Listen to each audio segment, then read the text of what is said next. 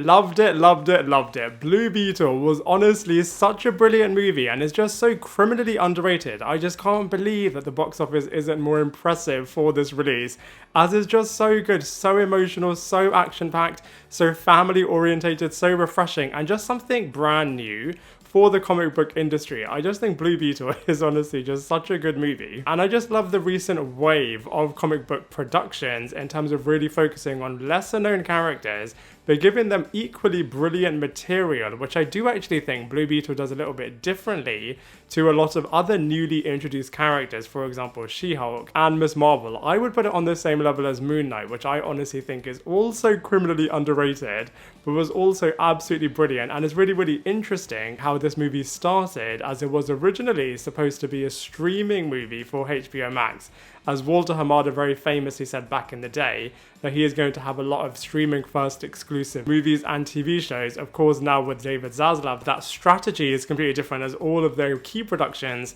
are now going to be straight theatrical releases, and they're not really bothering with the streaming exclusives anymore. But nonetheless, it was really, really cool to see Walter Hamada's name as an executive producer for this film, and it also acts as the first official entry in the new DC universe, although James Gunn might revoke that given the Blue Beetle recent performance, as you could just say, actually, do you know what, that's actually the penultimate DCEU film, and Aquaman really will close that chapter. But I'm really, really sure actually that he's not going to revoke that, and this is actually going to be part of the new DC universe, especially as it's just such a cool film, and I feel like it does fit tonally with James Gunn's style, and it is just such a family-orientated movie. And I did actually think it was really similar in some respects to Guardians of the Galaxy 3, speaking of James Gunn, as it really does focus on one character and really does show the family vibe, which, like I said, I definitely do feel like is James Gunn through and through. And it was just so brilliant how the family really was so integral, not only to this character, but also to the narrative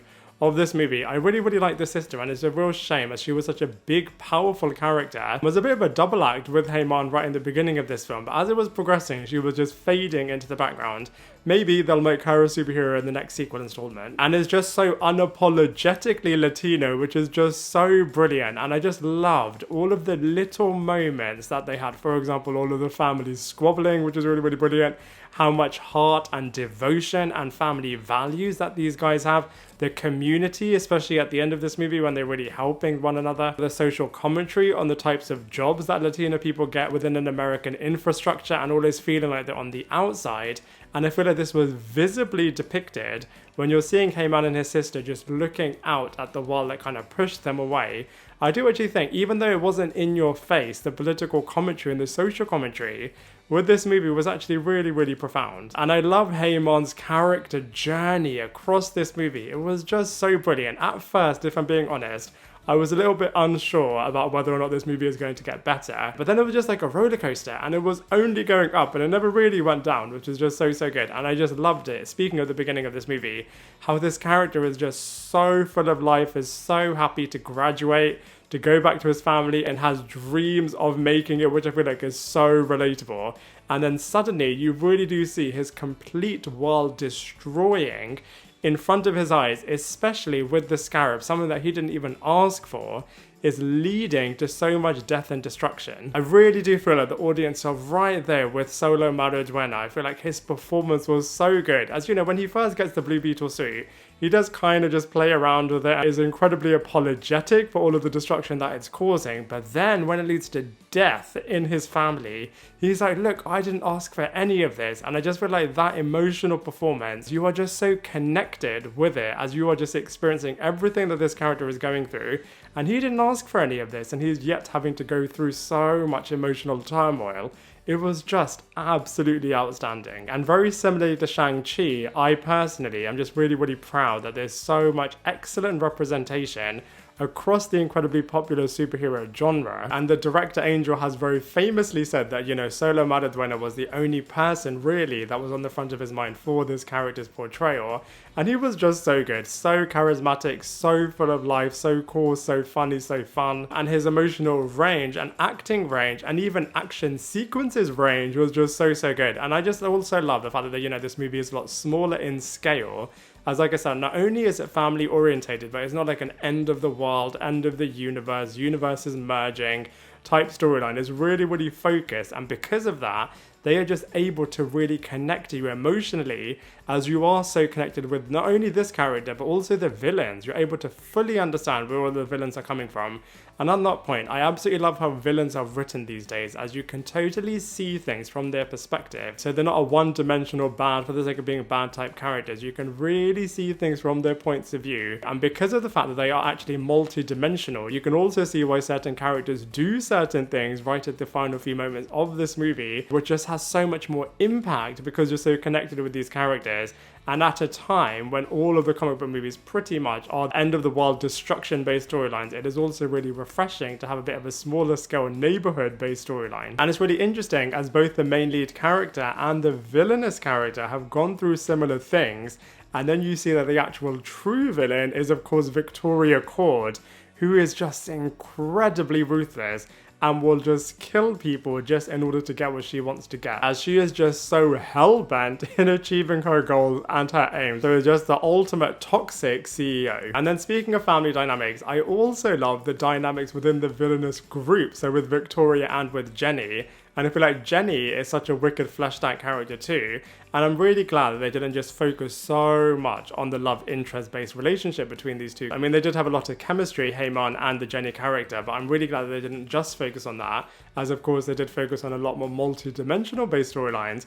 And what I would have loved, I mean, they did touch on it a little bit, but just the regret that Jenny has in terms of totally destroying the Rios family life. And also Jenny's father is the original Blue Beetle, so he's got access to all of this incredible technology, which did remind me a lot of Ant-Man. And on that point, Blue Beetle does borrow from a lot of other franchises.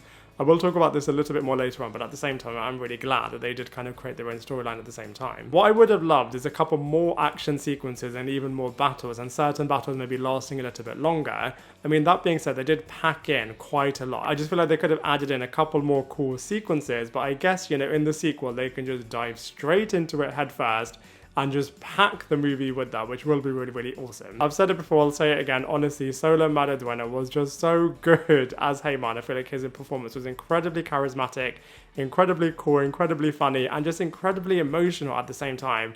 You are totally rooting for this guy, and I just can't wait for his triumphant return.